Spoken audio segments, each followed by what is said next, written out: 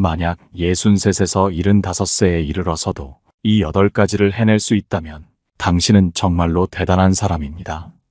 고시에서는 이렇게 말합니다.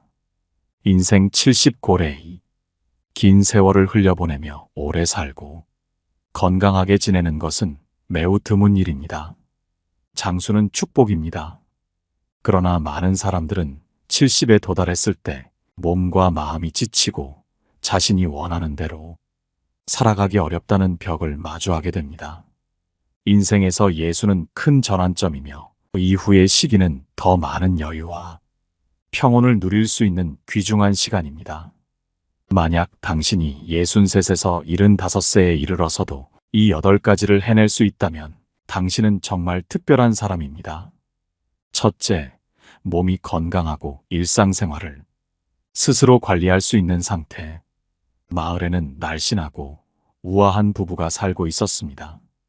이 부부는 거의 70년을 함께 살며 5명의 아들을 낳아 키웠습니다. 세월은 그들에게 할아버지와 할머니라는 이름을 주었고 그들의 손자들은 마당에서 밝은 웃음소리를 퍼뜨리며 뛰어놀았습니다. 이 노부부는 마을 중앙의 낡은 집에서 작은 가게를 운영하며 살았습니다. 필요한 것은 아들들이 보내주는 밀가루로 충분했습니다. 병원에 입원했을 때도 그들은 자녀들에게 돈을 요구하지 않았습니다. 노부부 중 할아버지 한 분이 큰 병을 앓았지만 5명의 아들이 치료비를 분담하며 부모를 돕는 데 주저함이 없었습니다. 노부부는 하루 3끼 외에는 더 이상 신경 써야 할 일이 없었습니다. 생활에 자잘한 물품들은 아들들이 공급해 주었고 그들은 단지 매일의 삶을 정갈하게 다듬으며 보내고 있었습니다. 여름에는 나무 그늘 아래에서 시원한 바람을 맞으며 쉬고 겨울에는 집 앞에서 양을 돌보며 편안한 하루하루를 보냈습니다. 두 분 모두 90세가 넘었고 마지막 순간까지 병원에 오래 머물지 않았으며 자녀들에게 큰 부담을 주지도 않았습니다. 마을 사람들은 그들을 존경했고 그들을 복이 많은 사람이라고 칭송했습니다. 노년에는 건강이 가장 큰 복임을 증명해주는 모습이었습니다. 오래 살고 자녀들이 효도하며 스스로 생활을 관리할 수 있다면 그것이 곧 행복입니다. 노년에는 자신을 돌보고 건강한 마음을 가지는 것이 이러한 복을 누리는 열쇠입니다. 둘째, 배우자가 함께 있는 것. 한 영상에서 이런 노부부의 모습을 보았습니다. 할아버지는 한 손으로는 큰 여행 가방을 끌고 다른 한 손으로는 아내의 손을 잡고 있었습니다. 또 다른 손에는 두유 한 봉지를 들고 있었습니다. 많은 네티즌들은 이를 두고 진정한 사랑의 모습이라고 말했습니다. 사랑하는 사람에게 두유 한 봉지조차 들게 하지 않는 모습, 그 안에는 깊은 배려와 정성이 깃들어 있었습니다. 옛 고서에서는 이렇게 말합니다. 100년을 함께하는 것은 복이다. 같은 배를 타고 강을 건너는 것은 수십 년의 수양으로 얻는 복이다.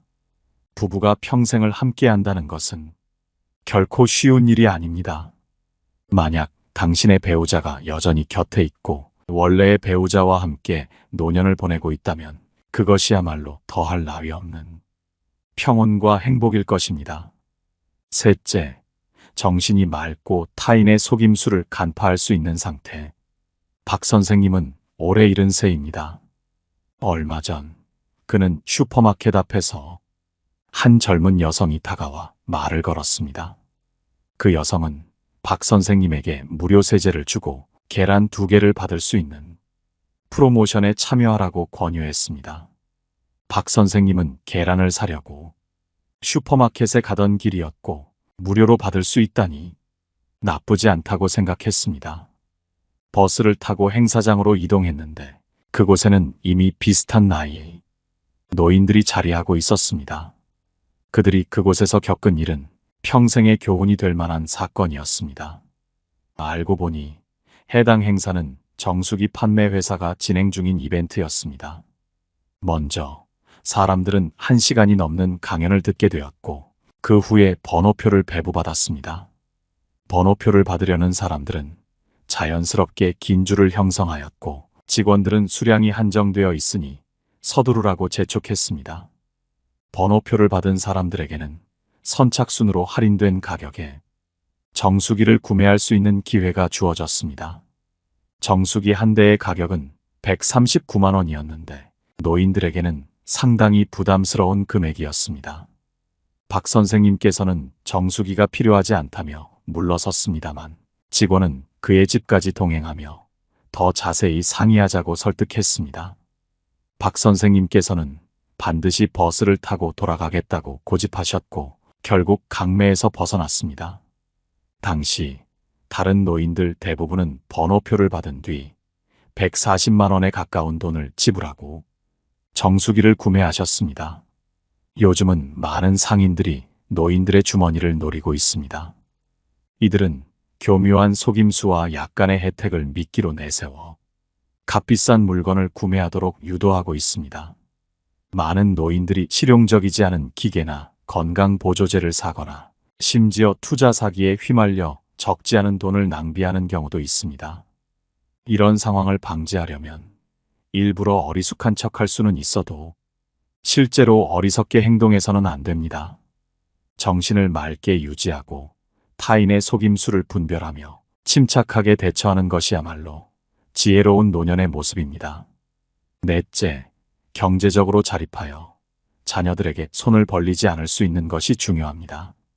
박 아주머니는 한 기업에서 오랜 시간 근무하시다 퇴직하셨고 퇴직 후 몇 년간은 건강이 좋아 사립유치원에서 청소 일을 하시며 그녀는 스스로의 노후를 준비하며 자녀에게 의지하지 않았습니다. 자신의 집과 연금, 의료보험, 그리고 퇴직금을 기반으로 건강이 유지되는 한 딸과 사위에게 손을 벌릴 필요가 없었습니다. 가끔 외손자에게 옷이나 선물을 사주시고 공원에 가거나 집에서 손수 식사를 챙기며 작은 반려견과 함께 평온한 삶을 보내셨습니다. 사람은 돈이 남아도는 상황에서는 걱정이 없지만 건강할 때 돈이 다 떨어진다면 곤란해지기 마련입니다. 노년의 퇴직금과 저축이 충분하다면 자녀들의 눈치를 보지 않고도 자립적으로 생활할 수 있습니다. 자신의 집에서 살며 자녀들에게 부담을 주지 않고 필요한 경우 함께 책임을 나눌 수 있다면 가정의 화합에도 더 기여할 수 있으며 보다 품위 있고 자존심 있는 노년을 보낼 수 있을 것입니다. 다섯째, 자녀들과 큰 갈등 없이 소통할 수 있는 것이 중요합니다. 어느 겨울밤 75살의 한 노인은 홀로 거리를 방황하고 있었습니다. 경찰이 그를 구조하고 나서야 아들과 싸운 뒤 집을 나와 길을 잃었다는 사실이 밝혀졌습니다. 경찰이 가족에게 연락하였고 1시간이 지나서야 그의 아들이 다급히 찾아왔습니다.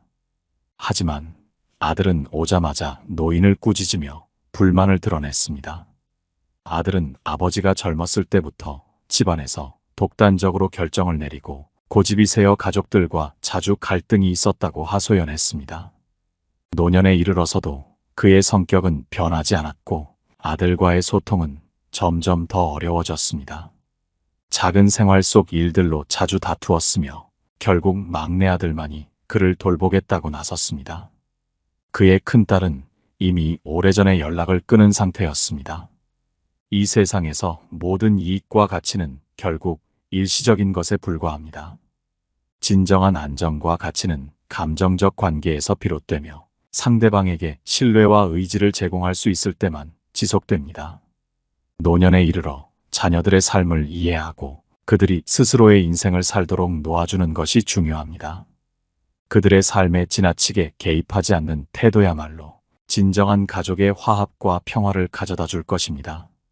사람들에게 너그럽고 친절하게 대하며 따뜻한 소통을 유지해야만 자녀들이 등을 돌리지 않을 것입니다. 자녀들에게 한결같은 온정과 사랑을 베풀어야 마음속 깊은 유대감이 단단히 자리 잡습니다. 공부도 열심히 하고 외출할 때 어려움이 없는 것이 중요합니다. 많은 노인들이 일정한 나이에 이르면 혼자 외출하는 것이 어려워지고 갑작스러운 상황에 직면했을 때 대처하기 힘들어집니다. 예를 들어 스마트폰을 능숙하게 사용하는 노인들은 다양한 상품을 손쉽게 구매하고 생활의 필요를 채울 수 있습니다. 반면에 배우지 못한 노인들은 스마트폰 사용에 어려움을 겪어 휴대폰 결제가 필요한 상황에서 자녀들에게 도움을 요청해야만 합니다. 오늘날 생활의 많은 부분이 온라인으로 이루어지고 있습니다. 주택관리비, 전기요금, 가스요금 같은 것들을 스마트폰으로 간단히 처리할 수 있다면 편리하겠지만 이를 알지 못한다면 매번 자녀들에게 의지하게 됩니다. 노인의 뇌는 나이에 따라 점차 퇴화하지만 책을 읽고 깊이 생각하며 배움을 이어가는 습관을 들인다면 뇌의 활력을 유지하며 삶의 의지를 잃지 않을 수 있습니다. 취미를 가지고 생활이 지루하지 않은 것도 중요합니다. 현재 많은 70대에서 80대 노인들이 신체 활동이 예전만큼 활발하지 않으나 그렇다고 취미가 없다면 시간이 지날수록 무기력해질 수 있습니다. 반대로 책을 읽고 글을 쓰며 그림을 그리는 등 창조적인 취미를 가진 노인들은 자신의 삶을 더욱 다채롭고 풍성하게 살아갑니다. 예를 들어 일부 노인들은 70세 이후에 창작 활동을 시작하여 책을 출판하거나 80세가 되어서도 전시회를 열어 그들의 예술 작품이 세계적으로 주목받는 경우도 있습니다. 고전에서는 사람은 자신만의 매력을 지녀야 비로소 존중받는다고 말했습니다.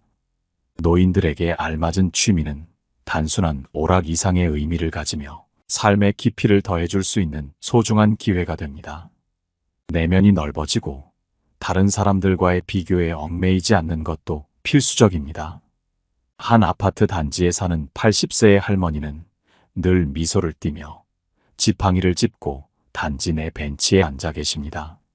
다른 노인들이 모여 자녀를 탓하거나 퇴직금이 적다고 불평할 때 그녀는 그런 대화에 참여하지 않고 오히려 담담히 주변을 살핍니다. 그녀의 아들과 며느리는 그녀에게 친절하게 대하고 손자 또한 그녀를 깊이 공경합니다. 이 모든 것은 그녀가 가진 너그러움과 평온한 성품 덕분입니다. 그녀는 자신과 다른 사람을 비교하지 않으며 불만 대신 삶을 존중하는 태도를 지닙니다. 노년에 이르면 성격이 크게 변할 수도 있지만 마음을 넓히고 평정심을 유지하는 것은 건강한 노년을 보내는데 필수적입니다. 오늘날 7080대의 나이는 과거처럼 늙은 나이로만 간주되지 않습니다. 의료기술의 발전과 생활 수준의 향상, 그리고 건강의식의 증대 덕분에 많은 노인들이 예전보다 더 건강하고 정신적으로도 밝은 상태를 유지하고 있습니다. 따라서 노인들은 더욱 신중하고 자제력 있게 행동하며 건강과 평온 속에서 노년을 아름답게 꾸려갈 수 있어야 합니다. 이처럼 인생의 황혼기에 접어든 나이는 긴 세월을 돌아보며 남은 여생을 충실히 가꾸기 위한 중요한 시점입니다. 만약 당신이 위에서 언급된 모든 것을 실천할 수 있다면 정말로 대단한 사람이라 할 수 있습니다. 그리하여 풍요롭고 행복하며 의미 있는 노년을 맞이할 수 있을 것입니다. 퇴직 후 노인들은 신체 건강과 상관없이 반드시 피해야 할 4가지 장소가 있습니다. 장 선생님께서는 퇴직 후 여유롭고 평화로운 노년을 보내기를 꿈꾸셨습니다. 하지만 어느 날의 사건은 그분께 깊은 교훈을 남기며 노인들이 절대 피해야 할 장소가 있다는 깨달음을 안겨주었습니다. 그날은 햇살이 따스하게 내려앉은 주말이었습니다. 장 선생님은 오랜 친구와 함께 새로 발견한 낚시터로 향했습니다. 처음에는 그곳이 자연과 조화롭게 어우러진 평온한 장소로 느껴졌습니다. 그러나 도착해보니 예상과는 달리 그곳은 인적이 드물고 강물은 깊고 흐름이 빠르며 어딘가 위태로워 보였습니다. 친구의 간청을 차마 거절하지 못한 장 선생님은 조용히 자리를 잡고 낚싯대를 들이웠습니다. 하지만 시간이 흐르며 불안한 예감이 현실로 다가왔습니다. 앉아있던 자리가 점차 미끄러워지더니 의자가 강물 쪽으로 기울어졌고 결국 그는 물속으로 빠지고 말았습니다. 그 순간 가슴이 터질 듯한 공포와 싸우며 장 선생님은 다행히 수영 실력 덕분에 목숨을 건질 수 있었습니다.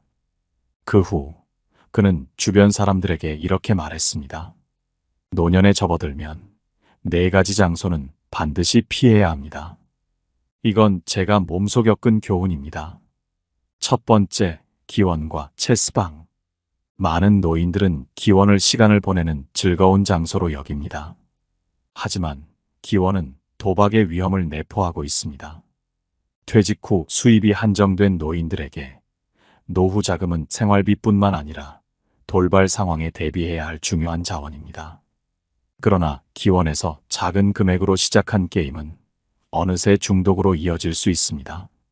처음에는 조금만 즐기자는 마음으로 시작하지만 그 끝은 예측하기 어렵습니다. 체스나 카드 게임은 이성과 기술로 제어하기 어려운 확률 게임일 뿐입니다. 이로 인해 오랜 세월 모은 재산을 하루아침에 잃는다면 그 충격과 후회는 이루 말할 수 없을 것입니다. 게다가 이러한 경제적 손실은 가족 간의 불화를 일으켜 가정의 따뜻함이 차가운 냉기로 변할 수 있습니다. 두 번째, 시끄러운 유흥시설. 어떤 노인들은 여전히 춤과 노래를 즐기며 KTV나 댄스홀 같은 장소를 찾곤 합니다. 이곳은 스트레스를 해소할 수 있는 공간이 될 수도 있지만 동시에 여러 가지 위험이 도사리고 있습니다. 어두운 조명과 북적이는 사람들 속에서 신체적인 위험이 발생할 가능성이 높습니다. 넘어질 경우 뼈가 약해진 노인들에게는 심각한 골절로 이어질 수 있습니다. 더 나아가 일부 사기꾼들은 노인들의 느린 판단력을 악용해 불필요한 물건을 강매하려 들기도 합니다. 또한 이런 장소는 공기가 탁하고 소음이 가득 차 있어 노인들의 건강에 해를 끼칠 수 있습니다. 술과 담배 연기가 뒤섞인 환경은 신체적 부담을 가중시킵니다. 장 선생님께서는 이와 같은 장소의 위험성을 직접 겪으며 깨달았습니다. 노년에는 신중한 선택이 필요하며 몸과 마음을 안전하게 보호할 수 있는 환경을 우선시해야 합니다. 이와 같은 교훈은 단순한 경험이 아니라 더 평온하고 의미 있는 노년을 살아가기 위한 지혜라고 할 수 있을 것입니다. 노인들의 폐 기능이 약해지면서 연기와 술 냄새로 가득 찬 공간은 마치 숨이 막히는 안개 속을 걷는 듯한 고통을 안겨줍니다. 이러한 환경은 호흡기를 자극해 기침과 천식을 유발하거나 병을 더욱 악화시킬 수 있습니다. 세 번째로 피해야 할 장소는 사람이 붐비는 시장입니다. 노인들은 저렴한 물건을 찾는 기쁨의 시장을 자주 찾곤 하지만 그곳의 복잡함은 예상치 못한 위험을 동반합니다. 시장은 많은 사람들로 가득 차 있으며 사람들 사이를 오가는 일이 쉽지 않습니다. 노인들은 이러한 환경에서 걸음을 조심스레 떼야 하지만 빠르게 움직이는 이들과 부딪히거나 밀칠 위험이 큽니다. 더구나 시장의 바닥은 울퉁불퉁하고 상점 사이 통로는 좁으며 장애물이 많아 넘어질 위험을 증가시킵니다. 몸의 균형 감각이 예전 같지 않은 노인들에게 이런 환경은 크나큰 도전이 됩니다. 신체적인 위험뿐 아니라 시장의 시끄러운 소음은 정신 건강에도 악영향을 미칩니다. 끊임없이 들려오는 소음은 마치 마음속 평화를 흔드는 파도처럼 불안과 짜증을 유발할 수 있습니다. 또한 물건 가격을 두고 상인들과 실랑이를 벌이다가 결국 화가 나 혈압이 오르거나 병원을 찾는 경우도 발생합니다. 그 몇 원을 아끼려던 마음은 결국 더 큰 비용을 초래할 수 있습니다. 네 번째는 고위험 관광지입니다. 최근 노인들 사이에서 산을 오르거나 자연 속에서 시간을 보내는 것이 인기를 끌고 있지만 이러한 여행지에는 세심한 주의가 필요합니다. 특히 개발이 미완료된 산악지역은 길이 험하고 안전시설이 부족해 위험합니다. 산세가 가파르고 지형이 복잡한 곳에서는 유연성과 체력이 떨어진 노인들에게 더욱 어려운 환경이 됩니다. 등반 도중 체력이 떨어지거나 발을 헛디디는 순간 작은 실수가 돌이킬 수 없는 결과를 초래할 수 있습니다. 다음으로 수영을 즐기는 노인들도 잘 알려지지 않은 해역은 피해야 합니다. 바다는 아름다움 속에 위험을 품고 있으며 물살과 해수의 압력, 온도의 변화는 몸에 큰 부담을 줄 수 있습니다. 노인들의 신체는 이러한 환경에 적응하기 어렵고 생명을 위협하는 상황까지 이를 수 있습니다. 제가 아는 한 할아버지께서는 바다에서 잠수를 즐기다 갑작스러운 파도에 휩쓸려 실종되었습니다. 구조대가 오랜 시간 수색했으나 결국 시신조차 찾지 못했고 가족들은 크나큰 슬픔과 후회를 안고 살아가야 했습니다. 남겨진 유해조차 없었던 탓에 가족들은 의관총을 세우고 그리움을 달래며 그의 흔적을 기리기로 했습니다. 이 모든 것을 종합해 볼 때 노년기에 접어든 분들은 이러한 4가지 장소를 피하는 것이 현명한 선택입니다. 이는 활동을 제한하기 위함이 아니라 스스로의 안전과 건강을 지키며 평화롭고 품격 있는 노년을 누리기 위한 방편입니다. 노인들에게 남은 시간은 소중하며 그것을 안전하게 보내는 것은 자신과 가족 모두를 위한 책임이기도 합니다. 부모님이 나이가 들어가면서 직접 모실 것인지 혹은 요양원에 맡길 것인지에 대한 고민은 누구나 한 번쯤 마주하게 됩니다. 이 문제는 단순히 정답이 없는 난제처럼 보일 수 있지만 부모님을 부양하는 것은 자녀로서 마땅한 도리라는 사실을 간과할 수 없습니다. 그렇다고 해서 현실의 어려움을 외면할 수는 없기에 각 가정마다 상황에 맞는 최선의 선택이 중요하다는 점을 이해해야 합니다. 과거 세대는 부모님을 위해 자신을 기꺼이 희생하며 효도를 삶의 제일 가치로 여겼습니다. 하지만 오늘날 젊은 세대는 각자의 삶을 중요하게 생각하며 부모님을 부양하는 것을 필연적인 의무로 여기지 않는 경향이 있습니다. 대신 요양원이나 간병인을 통해 부모님을 돌보는 것이 모두에게 더 나은 선택이라고 믿는 경우도 많습니다. 이처럼 부모님을 돌보는 방식은 사람마다 다르지만 당신은 어떠신가요? 부모님이 연로하시면 직접 돌보실 건가요? 아니면 요양원에 모시겠습니까?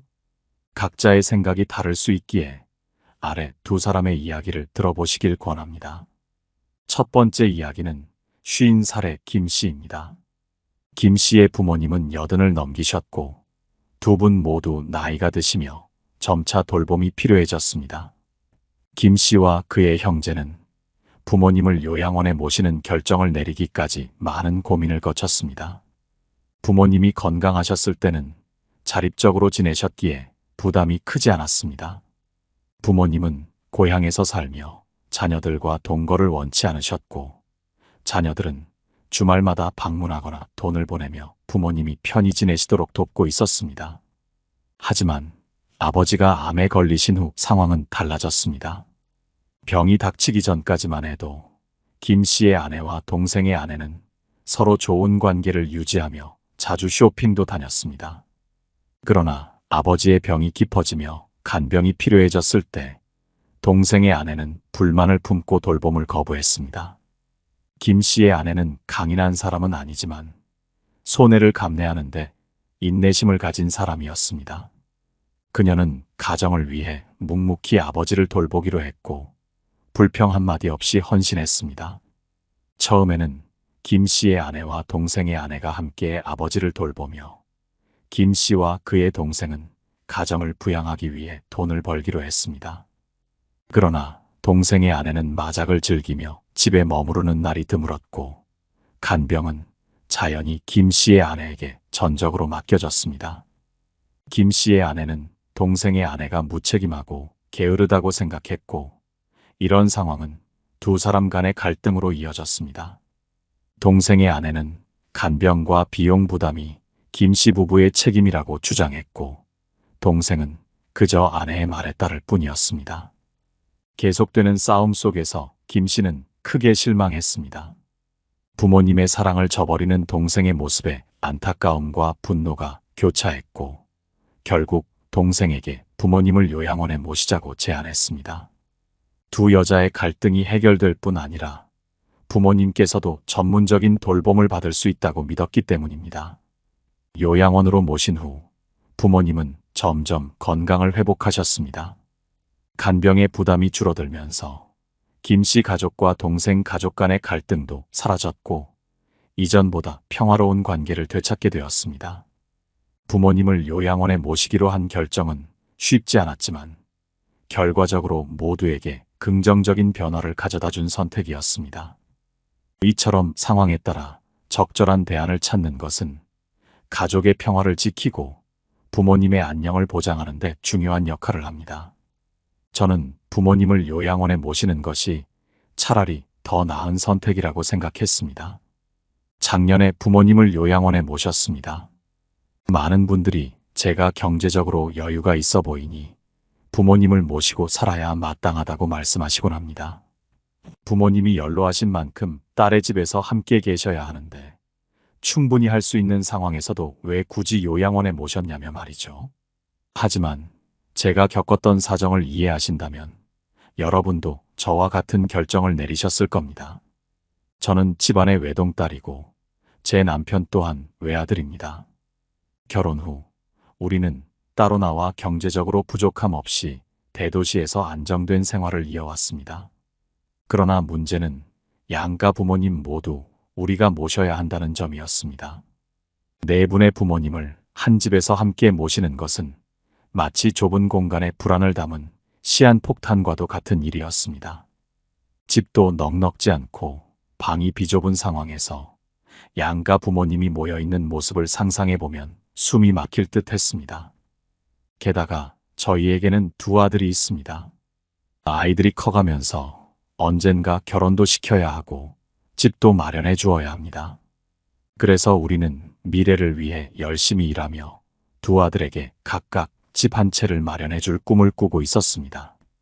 몇 년만 더 고생하면 가능할 것이라 믿었지만 네 분의 부모님을 모시는 순간 그 계획은 물거품이 될 게 뻔했습니다. 실제로 부모님들이 잠시 저희 집에 머물렀던 적이 있습니다. 그때의 기억은 아직도 생생합니다. 함께 계시는 동안 서로의 생활 습관과 성격 차이로 인해 작은 불씨가 큰 다툼으로 번지곤 했습니다. 어머니가 늦잠을 자면 장모님이 불평을 하셨고 아버지께서 기침이라도 하시면 장모님은 소음이라며 짜증을 내셨습니다. 이러한 상황에서 누구의 편을 들지도 못한 채 중재하려 애쓰던 저와 남편은 늘 난처하고 지쳤습니다. 결국 우리는 부모님들이 더 나이 드시고 자립이 어려워지면 요양원에 모시는 것이 가장 현명한 선택이라는 결론에 도달했습니다. 서로의 감정을 존중하기 위해 각자 집에서 지내시도록 하고 필요할 때만 찾아뵙는 방식을 택했습니다. 부모님들도 어느 정도 저축해 놓으신 돈이 있었기에 당장은 큰 문제가 없을 것이라 판단했습니다. 그리고 요양원에서는 전문적인 돌봄과 관리가 이루어지니 부모님들도 보다 안정적으로 지내실 수 있으리라 생각했습니다. 요양원에 계시면서 부모님은 편안히 지내고 계십니다. 전문적인 간호와 따뜻한 보살핌 속에서 이전보다 훨씬 더 건강하고 행복해 보이십니다. 우리 부부는 마음의 짐을 덜어내고 다시금 안정된 일상으로 돌아갈 수 있었습니다. 부모님께서 행복하신 만큼 우리 또한 더 큰 기쁨과 안심을 느낍니다. 오늘의 이야기가 여러분의 고민에 작은 도움이 되었기를 바랍니다. 구독하지 않으셨다면 잊지 말고 눌러주시길 부탁드립니다. 감사합니다. 노후의 빛나는 지혜였습니다.